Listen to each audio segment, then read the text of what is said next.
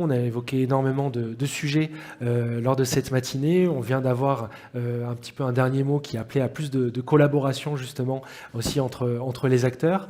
Un autre point qui était assez récurrent, c'était le sujet de la standardisation et notamment de la mesure entre les différents environnements, le partage de la donnée aussi entre ces différents environnements pour être capable de faire grandir voilà, le média DOH. Peut-être un premier point sur comment est-ce que l'UPE justement travaille en bonne entente avec les différents acteurs pour aboutir à plus de standardisation. L'UPE travaille plutôt bien avec les différentes organisations. Il y en a beaucoup dans notre filière et c'est tant mieux, donc ça se passe plutôt bien. On a évidemment des sujets propres à notre famille, publicité extérieure, qui sont absolument structurants et très stratégiques pour nous, en tout cas pour continuer à progresser en termes de part de marché. C'est l'audience. Je pense que Jean-Marc en a parlé ce matin. C'est fondamental. On a besoin d'avoir une audience unifiée. C'est le cas pour l'outdoor. Il faut qu'on en ait une pour l'indoor. Et puis il faut qu'à terme, l'outdoor et l'indoor puissent être aussi comparables, puisque je pense que ça a été dit ce matin, notamment sur la partie créative avec Mathieu, mais il y a cet accompagnement que propose notre média, ce qu'on appelle chez Média Transport pour le coup le parcours du voyageur, qui fait qu'on doit avoir une audience qui nous permette de mesurer tout ce parcours. Donc ça va être des travaux importants. Alors je sais que les premiers tests qui ont été faits sur l'indoor sont plutôt concluants. Nous, en tout cas, au niveau de l'UPE, on plaide pour une audience unifiée. Pour Média Transport, on souhaite rejoindre évidemment l'étude mobimétrie avec la particularité des transports. C'est quand même un environnement qui est extrêmement difficile à mesurer. Et on est tous d'accord, je pense, parce que on sait très bien, on l'a vu dans d'autres médias, dès l'instant où on va être capable de proposer une mesure d'audience unique, fiable et certifiée, il est évident que la part de marché du média va progresser. C'est ce qui nous manque aujourd'hui. C'est ce qui nous manque véritablement. Ce qui va être compliqué, je crois, c'est de mettre d'accord tout le monde. Parce qu'on a des environnements différents, on a des écrans qui sont différents.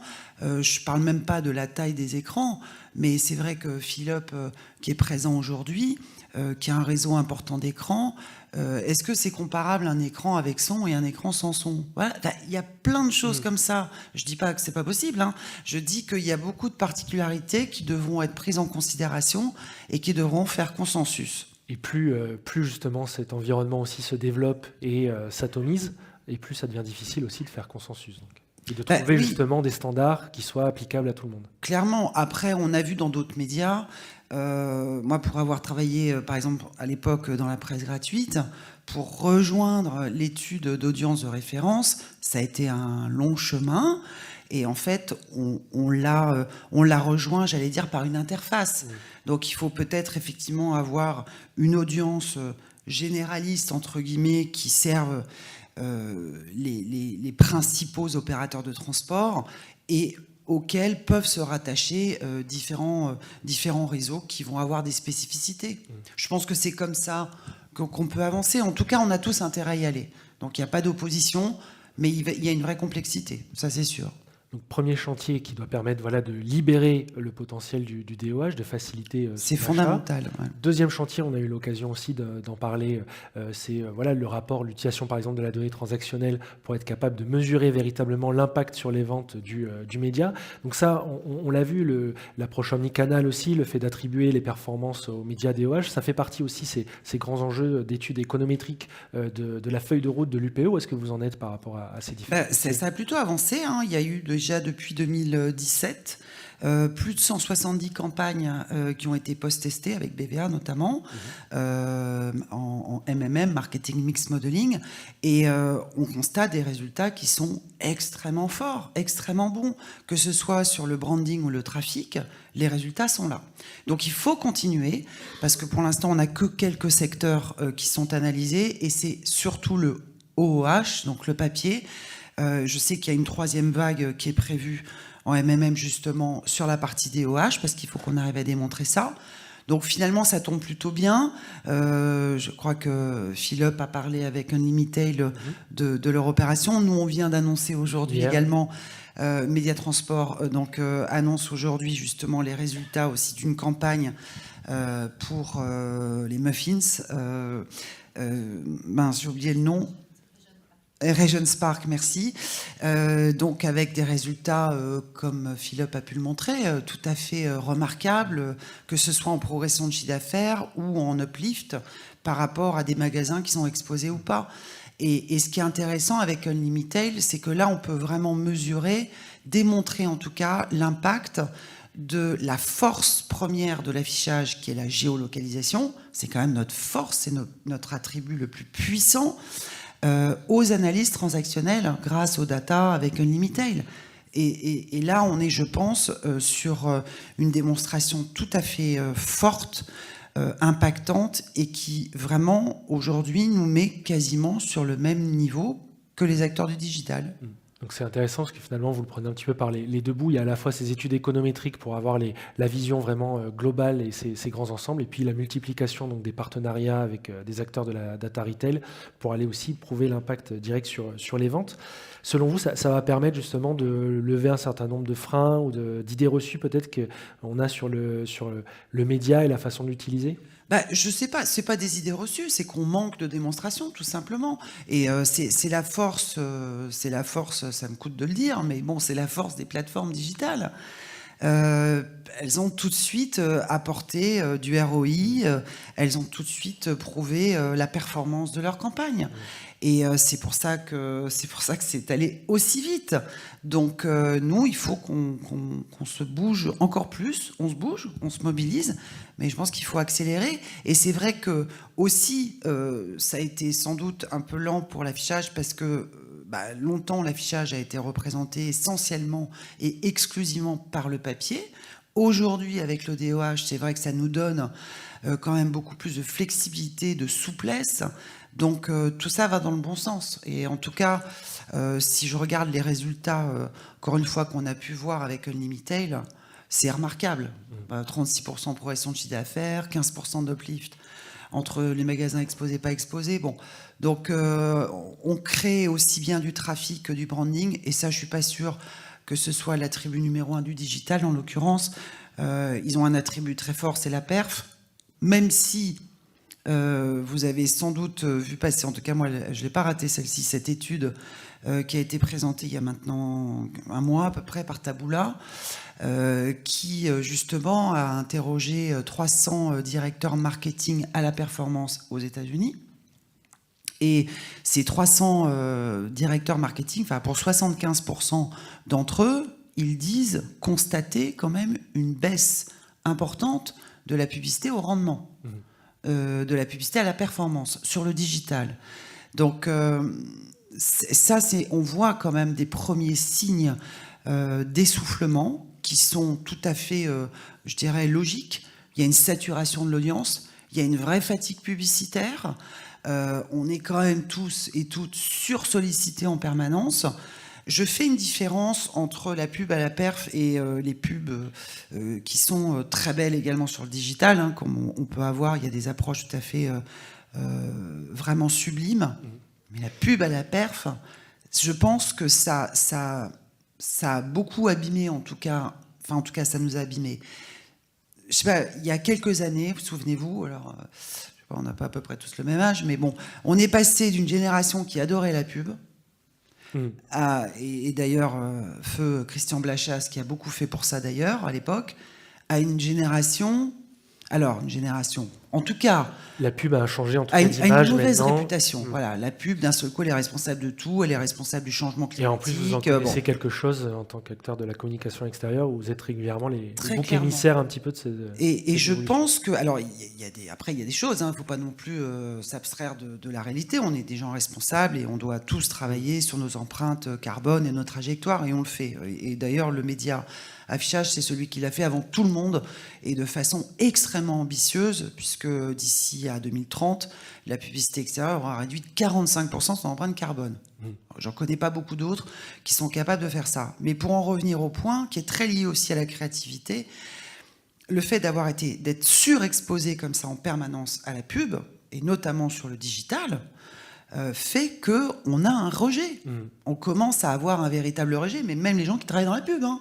C'est terrible. Alors on est obligé de regarder quand même, parce que c'est notre boulot, mais il y a quand même un vrai truc qui est en train de se passer aujourd'hui, et c'est tant mieux. Il y a peut-être une prise de conscience qui va s'opérer, qui va faire en sorte que les annonceurs, avec leurs agences médias, reconsidèrent leur mix média, justement. Ce qui est sûr, c'est que ce qu'on observe, les agences médias le savent mieux que moi, c'est que le tout digital, c'est fini, c'est terminé. On sait très bien que le tout digital ne suffit pas lui tout seul, et qu'il y a, je pense, un retour à un équilibre plutôt sain, en tout cas un équilibre tout simplement complémentaire entre des médias comme la publicité extérieure, qui peuvent aujourd'hui, en tout cas c'est une ou de nos spécificités également, la publicité extérieure, c'est le seul mass média encore, enfin qui restera longtemps mass média sans fragmentation.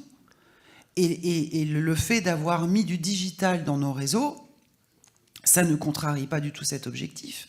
Nous, on a plus de 4000 médias transport, c'est 4000 écrans dans les réseaux. L'UPE, les membres de l'UPE, c'est 15 000 écrans sur le territoire national.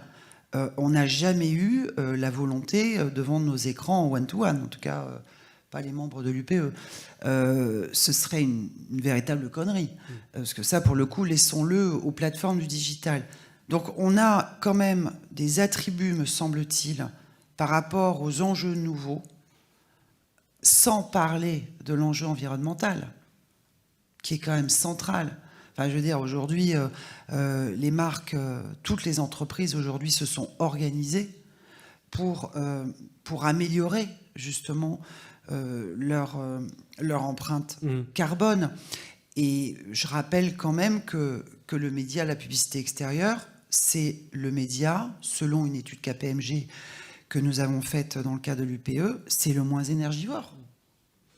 Alors que ça a été celui qui a été le plus attaqué. Voilà, vous avez dû répondre justement à tous ces enjeux de sobriété énergétique. Mais on a fait répondre. Je regarde mes confrères de Decaux, on n'est pas passé loin. Donc, quand il y a eu le début du conflit en Ukraine et d'un seul coup de cette panique à l'époque exprimée par le Premier ministre Elisabeth Borne, blackout cet hiver, on coupe tout, et que les premiers à couper, c'était les écrans numériques. Non mais franchement, enfin, c'était ridicule. Alors qu'on fasse des efforts, bien sûr. D'ailleurs, on a éteint plus tôt nos écrans. On a rappelé aux différents DIRCAB de ce ministère ce qu'on faisait déjà en termes de responsabilité et de mesures complètes de nos circuits. Mais c'est quand même le média qui est le plus attaqué. C'est la cible facile, hein, parce qu'on est dans la rue, où on appartient à des entreprises publiques, et c'est malheureux de le dire, mais le législateur en France s'attaque souvent à ce qui est facile au lieu de s'attaquer à ce qui est utile. Et nous, on en fait les frais systématiquement. Depuis 2018, rendez-vous compte, 18 décrets, 18 lois, 18 décrets publiés qui touchent directement ou indirectement la publicité extérieure. Le code de l'environnement, la santé publique, l'énergie, j'en passe. Ce qui fait de nous, on est résilient, hein, on est très résilient dans cette famille publicité extérieure, c'est le média le plus encadré, le plus régulé. Et bien ça, c'est une force. Je considère aujourd'hui que c'est un argument très fort, c'est un attribut très fort, et que les annonceurs devraient beaucoup plus l'intégrer, en tout cas en amont, parce que il me semble que c'est important aujourd'hui d'avoir des acteurs responsables, vraiment, avec des engagements mesurables, vérifiables. Et là, on parle évidemment de la partie environnementale, de la partie conso, pardon, mais on peut parler aussi de la responsabilité de notre média d'un point de vue diffusion des messages. Alors, je sais que parfois, on a des discussions avec les grands directeurs de la création parce que on a l'impression parfois de les empêcher parce qu'il y a des choses qu'on ne peut pas faire à cause de la législation, de la réglementation. Bon, et c'est vrai qu'on est, de ce point de vue-là, la France est très créative, hein, sur ce genre de trucs. Mais en même temps, quand on voit des positions inverses des plateformes américaines qui disent plus de modération, on y va, yallah. Bon, alors je sais que c'est qu'aux États-Unis. Bon, enfin bon, ça c'est la version officielle. Quelque part, c'est quand même très rassurant d'être sur un média qui tient en considération, qui prend en considération justement non seulement le bon respect des lois, que ce soit la loi Toubon, la loi Evin, bon, mais aussi tout ce qui relève de l'image de la personne.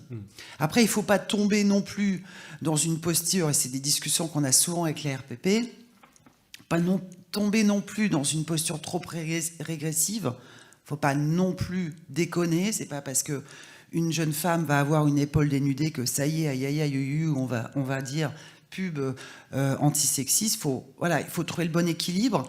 Mais je pense que ce média prouve sous différents angles qu'il est un média vraiment responsable, puissant et a priori donc d'avenir encore. Bon, que dire de plus? Ce qui est bien quand on vous interviewe, c'est que vous précédez la plupart des questions que je Pardon. vous pose. Donc c'est assez facile finalement comme exercice, mais je pense que voilà, ce qu'on peut retenir en effet, c'est que il y a finalement dans le développement du DOH un certain nombre de signaux, et notamment sur le fait que les annonceurs finalement changent peut-être aussi leur stratégie, reviennent sur des enjeux de branding et utilisent un peu plus aussi ce canal-là pour asseoir finalement leur marque. On sait que derrière, la performance va découler aussi de ce travail-là.